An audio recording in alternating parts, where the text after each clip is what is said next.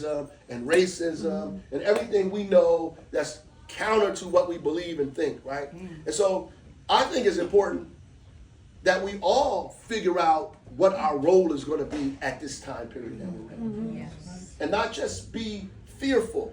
And I'm going to tell you, it's okay to be afraid. Because I was afraid. Do it scared. It's okay to be, it's a natural emotion. In fact, fear is something that you should, if you're afraid, then you're on the right side of history. Because then if you're nervous, if you're uneasy, if you're uncomfortable, if there's discomfort and there's fear, then of course, right, these people are targeting you. But the reality is you can't allow your fear to turn you into a coward. And that's what I prayed for.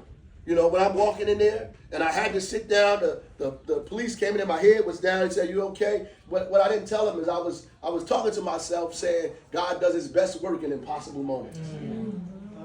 Right? And the reality is, like, we have to show up at this time. Yes. We have to show up. Even in this election, even in the things that are going on in this state, right? And so before Trump became the president of the United States, right? Before he became the president and all this stuff was going on, we had our own problems in New Jersey.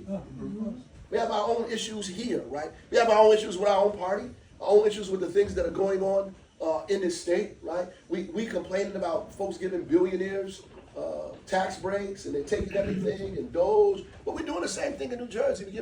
Christie gave out multi-millions of dollars in tax breaks to the super wealthy in this state, and Democrats never repealed it.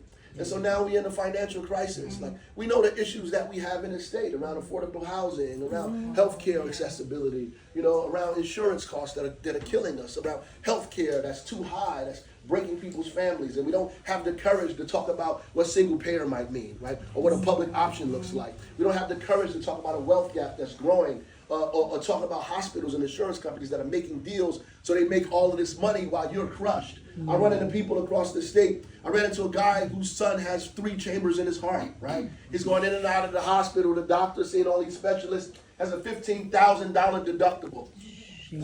Oh my God. And a copay. And is still paying insurance, right? I just talked to another woman whose child has autism. Same kind of story. They went to go get the medicine. They gave her a $10,000 deductible, right? And we don't have it's easy for us to say, oh, we need to get rid of the corporate business tax, but not enough for us to say, let's think about these people who are struggling with their insurance to figure out how do we help individuals make a living in this state so they're not destroyed, so they're not crushed. And that's important. And these are discussions that in this moment that we should have the courage to have.